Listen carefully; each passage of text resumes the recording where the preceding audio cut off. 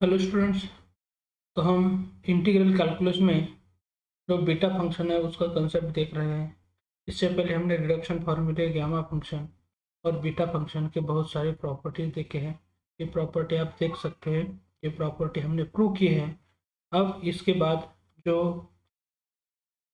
ये प्रॉपर्टी है इसका भी प्रूफ हमने दिया है, और relation between beta and gamma function, ये जो इम्पोर्टेंट प्रॉपर्टी है इसका भी प्रूफ हमने ऑलरेडी दिया हुआ है। अभी तक वो आपने वीडियो नहीं देखा है तो प्लीज़ ये वीडियो देखो, ताकि आपको ये प्रॉपर्टी है किस तरह हम इसका प्रूफ देखते हैं ये आपको समझ में आएगा। अब जो नेक्स्ट हम प्रॉपर्टी, जो इम्पोर्टेंट प्रॉपर्टी प्रूव करने जा रहे हैं वो है डुप्लीकेशन फॉर्मूला। तो ये डुप्लीकेशन फार्मूला में ये हमें प्रूव करना है। तो ये प्रूव करने के लिए हमें पहले क्या करना पड़ेगा, जो प्रीवियस प्रॉपर्टी यूज की थी वो प्रीवियस प्रॉपर्टी का हमें यूज करना है। तो आप यहाँ देख सकते हैं, by the property of beta function, इसमें हम जो प्रॉपर्टी यूज करने वाले हैं ये प्रॉपर्टी यूज करने वाले हैं। तो देखते हैं कैसे इस प्रॉपर्टी का यूज करके हम ये जो डुप्लीकेशन फार्मूला है ये डुप्लीकेशन फार्मूला कैसे प्रूव करते हैं। अब ये डुप्लीकेशन फार्मूला प्रूव करने के लिए ये जो प्रॉपर्टी हमने यूज की है इसे हम इक्वेशन नंबर 1 देते हैं, और इस इक्वेशन 1 में हमें क्या करना है, तो इस प्रॉपर्टी में हमें पुट ये जो यम और यन है दोनों की वैल्यू इक्वल करनी है। या तो M is equal to N put कर सकते हैं या N is equal to M put कर सकते हैं। तो ये पुट करने के बाद क्या होता है हम देख सकते हैं यहाँ इन इक्वेशन 1 में ये सब कुछ हम करने वाले हैं। तो ये जो पार्ट है ये पार्ट आपको beta M N is equal to इस तरह हो जाता है। आप इस यहाँ देख सकते हैं। तो यहाँ यम की वैल्यू जो है वो यन की वैल्यू हम यम ही पुट करने वाले हैं। तो क्योंकि ये जो पूरा पार्ट है ये पूरा पार्ट हमने किस पार्ट में लिया है, यम में ही लिया है। तो यहाँ यन इज इक्वल टू यम ही ले रहे हैं। और इसी तरह ये होने के बाद आप जो राइट हैंड साइड है, राइट हैंड साइड देख सकते हैं। राइट हैंड साइड में मुझे क्या करना है, जो बेस का फंक्शन है ये यहाँ साइन थीटा है, यहाँ कॉस थीटा है, लेकिन दोनों की पावर सेम है। तो यही जो पार्ट है यही पार्ट हम कैसे लिख सकते हैं, sine of theta into cos of theta, और इसके दोनों की कॉमन पावर जो है वो कॉमन पावर हम ले रहे हैं। और ये जो कॉमन पावर है हमें क्या लेना पड़ेगा, 2m-1 ऐसे लेना पड़ेगा। तो इसी तरह हम ये कर रहे हैं।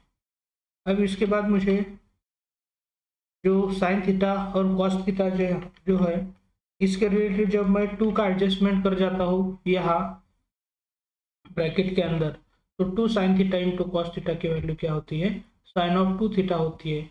इसलिए मैं क्या कर रहा हूँ, ब्रैकेट में मल्टीप्लाई और ब्रैकेट में ही डिवाइड बाय 2 कर रहा हूँ। तो ये जो पार्ट आप देख रहे हैं ये पार्ट आपका क्या हो जाएगा, 2 sine theta into cos theta upon क्या होने वाला है, 2 होने वाला है। अब इसको हम न्यूमरेटर में जब साइन 2 थीटा का फॉर्मूला यूज करेंगे तो यही पार्ट क्या हो जाएगा, sine of 2 theta bracket is to 2m-1 ऐसा होने वाला है। फिर जब हम इसके related laws of indices use करेंगे तो न्यूमरेटर में क्या हो जाएगा, साइन ऑफ 2 थीटा जो है इसकी पावर क्या होने वाली है, 2m-1 होने वाली है। और उसी तरह की टर्म यहाँ डिनोमिनेटर में आने वाली है, लेकिन डिनोमिनेटर में मुझे क्या लेना पड़ेगा, 2 यहाँ क्योंकि डिनोमिनेटर में क्या है 2 है, तो हम यहाँ 2 2m-1 ऐसा हो जाएगा। अब यहाँ देख सकते हैं ये जो पार्ट है कांस्टेंट का पार्ट, ये हम डिनोमिनेटर का पार्ट है। तो ये पार्ट यहाँ से आउटसाइड में लेके इंटीग्रेशन के तो यहाँ क्या हो जाएगा 2/2 और यहाँ क्या होने वाला है साइन ऑफ 2θ⁻²m−1 ऐसा हो जाएगा। फिर थोड़ा सा हम सब्स्टिट्यूशन मेथड यूज करने वाले हैं। तो इसमें हमें क्या करना पड़ेगा, ये जो सब्स्टिट्यूशन करेंगे तो इस सब्स्टिट्यूशन में हमें जो एंगल डबल एंगल दिख रहा है इसके रिलेटेड हमें सब्स्टिट्यूशन पुट करना है। तो इसे हम इक्वेशन नंबर क्या करते हैं 2 देते हैं, ताकि आपको ये सिंप्लीफाई करते समय कोई कंफ्यूजन ना हो। लेकिन यहाँ जो लेफ्ट हैंड साइड है वो क्या है, आप यहाँ देख सकते हैं beta of M comma M है। तो ये जो लेफ्ट हैंड साइड है यहाँ भी लेफ्ट हैंड साइड हम लिखते हैं, ताकि बाद में आपको कोई प्रॉब्लम ना हो।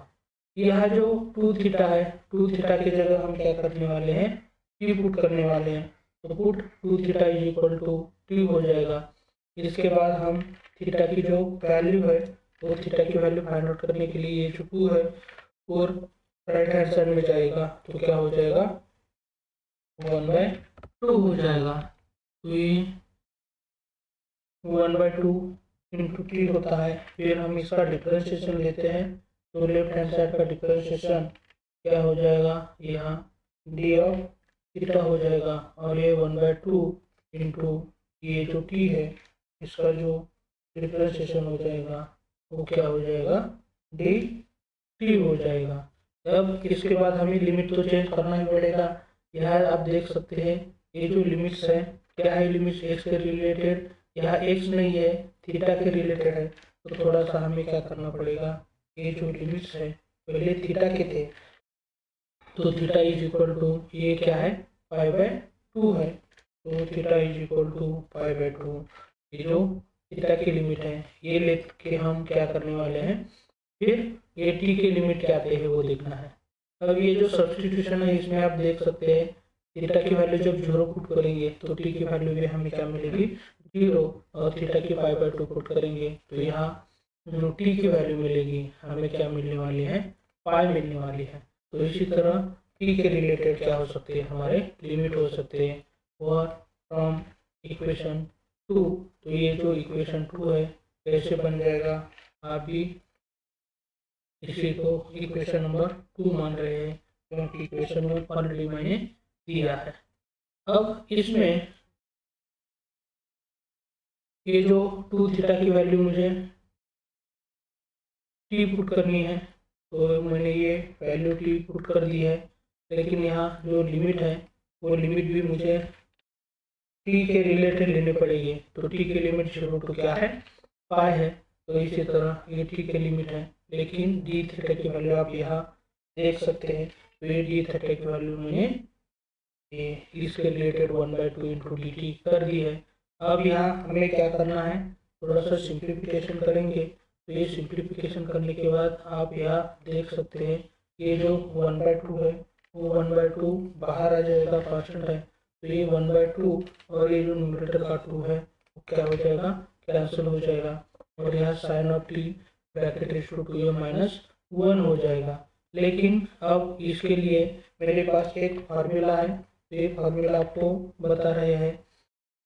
तो रिडक्शन फार्मूले देख रहे थे उस वक्त, ये जो फार्मूला है हमने ऑलरेडी प्रूव किया है। तो आपके सामने उसके रिलेटेड जो फार्मूला है वो फार्मूला दे रहे हैं और ये जो फार्मूला है इसी तरह का है। तो इस फार्मूला का यूज़ करेंगे तो आप क्या लिख सकते हैं, आप थोड़ा सा रिमेम्बर करो। तो ये फार्मूला जो है ये फार्मूला का यूज़ मैं यहाँ करने जा रहा हूँ। तो इस 0 to π sin theta D theta क्या लिख सकते हैं हम 2 times 0 to π/2 ऐसा लिख सकते हैं। तो इसी तरह ये फार्मूला जब हम यूज़ करेंगे तो ये जो पार्ट है ये पार्ट क्या हो जाएगा, यहाँ इंटू कर रहे हैं इंटू 2 times यहाँ क्या होने वाला है, जो लिमिट है π/2 होने वाला है। और इसी तरह ये जो पार्ट है ये पार्ट आपका हो जाएगा। फिर हम जब ये इस तरह कर देंगे तो यहाँ आप देख सकते हैं ये जो साइन टी है, साइन टी की पावर यहाँ क्या है 2m-1 है। तो क्यों ना हम ये जो पावर 2m-1 है ये अच्छी तरह लिखते हैं तो ये 2m-1 यहाँ साइन की जो पावर है हम ले रहे हैं, तो ये इस तरह लिख रहे हैं। लेकिन कॉस्ट की टर्म यहाँ एब्सेंट है, तो यहाँ हम कॉस्ट की भी टर्म लिखना चाहते हैं, तो यहाँ कॉस्ट टी, लेकिन यह क्या हो जाएगा, कॉस्ट टी रेज़ टू 0 हो जाएगा। तो इसी तरह कॉस्ट टी की टर्म हम यहाँ लिख सकते हैं। फिर इसके बाद हमारे पास जो फार्मूला है वो भी फार्मूला आपको देते हैं, और वो फार्मूला कौन सा है आप भी देख सकते हैं, ताकि आपको ये जो कंसेप्ट है, कंसेप्ट डेफिनेटली समझ में आने के लिए। ये जो प्रॉपर्टी है, ये प्रॉपर्टी ऑलरेडी हमने प्रूव की है, तो ये प्रॉपर्टी आप यहाँ देख सकते हैं। इंटीग्रेशन 0 to π/2 के लिए ये प्रॉपर्टी हम यूज़ कर रहे हैं, तो ये आप यहाँ देख सकते हैं। इंटीग्रेशन 0 to π/2 के लिए ये प्रॉपर्टी जब हम यूज़ करेंगे, जो ऑलरेडी हमने प्रूव किया है, तो ये प्रॉपर्टी को यूज़ करने के बाद आपको क्या क्या चेंजेस आते हैं देखो ज़रा। इसके रिलेटेड ये जो है 1/2 टाइम्स, ये यहाँ 1/2 टाइम्स हो जाएगा। तो ये जो चेंज होने वाला है, यहाँ p के जगह मुझे क्या लिखना पड़ेगा, 2m-1 लिखना पड़ेगा। तो यहाँ p के जगह मैं क्या ले रहा हूँ, 2m-1 ले रहा हूँ, और कॉस की पावर है वो क्या है, 0 है। तो उसके रिलेटेड मैं यहाँ इस तरह ले रहा हूँ।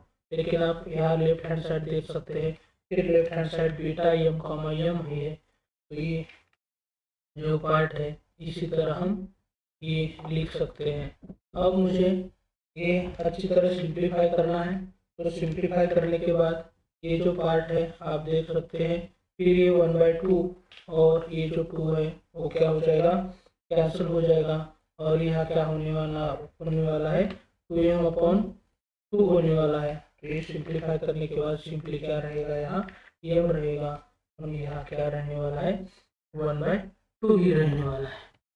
अब इसके बाद जब हम बीटा और गामा का रिलेशन यूज करेंगे, तो हम बीटा और गामा का रिलेशन का फार्मूला भी प्रीवियस लेक्चर में प्रूव किया है। तो आप यहाँ देख सकते हैं वो जो रिलेशन है, वो रिलेशन क्या है आपको यहाँ देखना चाहिए। तो ये जो रिलेशन है वो रिलेशन इस तरह है, और इसका यूज हम कहाँ करने वाले हैं, इसका जो सिंप्लीफिकेशन करने वाले हैं, इस सिंप्लीफिकेशन में इसका यूज करने वाले हैं। तो देखते हैं ये जो फार्मूला हम यूज करते हैं, तो ये फार्मूला यूज करने के बाद ये जो बीटा mn है, तो यहाँ क्या हो जाएगा, यहाँ लेफ्ट हैंड साइड जैसा है ये पार्ट, और राइट हैंड जैसे मुझे करना है, तो यहाँ ये जो क्या हो जाएगा, m की वैल्यू यहाँ हमें क्या करनी पड़ेगी, m ही यूज करनी पड़ेगी। तो यहाँ हम उसी तरह gamma of m into gamma of m upon इसी तरह ये जो पार्ट है वो कर रहे हैं। फिर इस पार्ट के लिए भी हम इसी तरह का जब फार्मूला यूज करेंगे, तो ये फार्मूला भी क्या हो जाएगा, यहाँ m के लिए m ही है, लेकिन यहाँ m की जगह मुझे क्या करना पड़ेगा, पुट गैमा ऑफ 1/2 हो जाएगा, और यहाँ भी क्या होने वाला है, 1/2 हो जाएगा। तो इसी तरह ये जो फार्मूला हम यूज करेंगे, तो ये फार्मूला यूज करने के बाद हमारा कंसेप्ट हो जाता है। अब इसके बाद हमें और थोड़ा सा सिंप्लीफाई करना है, तो ये सिंप्लीफाई करने के बाद क्या हो जाता है हम देख सकते हैं। तो ये जो पार्ट है, इस पार्ट में हम न्यूमरेटर में gamma m into gamma m है, तो यहाँ क्या कर सकते हैं, गैमा m के रिलेटेड जो टर्म है उसको उसका स्क्वायर कर देते हैं, तो ये क्या हो जाएगा, गैमा m ब्रैकेट स्क्वायर, और यहाँ क्या होने वाला है आप ही देख सकते हैं, ये क्या हो जाएगा, 2 टाइम्स m हो जाएगा। और एक कर सकते थे हम, ये gamma m right hand side का और लेफ्ट हैंड साइड का गैमा m है वो भी कैंसिल कर सकते हैं। फिर ये जो गैमा ऑफ 1/2 है उसकी वैल्यू तो आपको मालूम ही है, वो क्या हो जाएगी, √π हो जाएगी। और इसी तरह हम क्या कर सकते हैं, ये जो सिंप्लीफिकेशन है वो सिंप्लीफिकेशन कर सकते हैं। अब इससे ज़्यादा हमारे पास कैलकुलेशन का सिंप्लीफिकेशन जो है सिंप्लीफिकेशन नहीं होगा और यही हमारा क्या हो जाएगा, डुप्लीकेशन फार्मूला हो जाएगा। तो इसी तरह ये जो डुप्लीकेशन फार्मूला है फिर अलग अलग हम लिख सकते हैं। इसके लिए हम ज़्यादा से ज़्यादा क्या कर सकते हैं, ये जो डिनोमिनेटर में टर्म है वो डिनोमिनेटर की टर्म यहाँ ले सकते हैं। तो यहाँ लेने के बाद आपकी जो टर्म है क्या हो जाएगी, 2^2m-1, और ये भी टर्म क्या हो जाएगी, जब लेफ्ट हैंड साइड में लेंगे तो यहाँ क्या होने वाली है, गामा pm + 1/2, और यहाँ जो ये टर्म है वो टर्म कहा जाएगी यहाँ मल्टीप्लाई होने वाली है। तो इसी तरह ये जब हम और थोड़ा सा सिंप्लीफाई करेंगे तो इसी तरह ये जो टर्म है ये टर्म हम ऐसे लिख सकते हैं, और ये राइट हैंड साइड की जो टर्म है हम इसी तरह लिख सकते हैं। तो ये भी आपका क्या हो जाएगा, डुप्लीकेशन फार्मूला ही हम इसे कहने वाले हैं। तो इसी तरह एकदम सिंपल तरीके से ये जो डुप्लीकेशन फार्मूला है वो डुप्लीकेशन फार्मूला हमने प्रूव कर दिया है। इसके लिए एक लाइक तो आपकी तरफ से बनता ही है। सब कुछ स्टेप के लिए जो रीजंस देने थे सब कुछ रीजंस मैंने दिए हैं। जैसे कि ये पार्ट करने के लिए मुझे integration 0 to π/2 sin raised to p theta cos raised to theta कैसे हम ये प्रॉपर्टी यूज कर सकते हैं या प्रॉपर्टी ये वाली यूज कर सकते हैं, सब कुछ जो पार्ट है वो आपको दिया है। अब जो नेक्स्ट लेक्चर में और बहुत कंसेप्ट इजीली कंसेप्ट देखने वाले हैं, और उसके बाद जो इसके रिलेटेड एग्जाम्पल है वो एग्जाम्पल भी हम देखने वाले हैं। तो अपना आपको लाइक करना है, फ्रेंड के साथ शेयर करके कमेंट भी कर सकते हैं, और हमारा जो चैनल है RSN मैथ्स वो भी सब्सक्राइब करना है।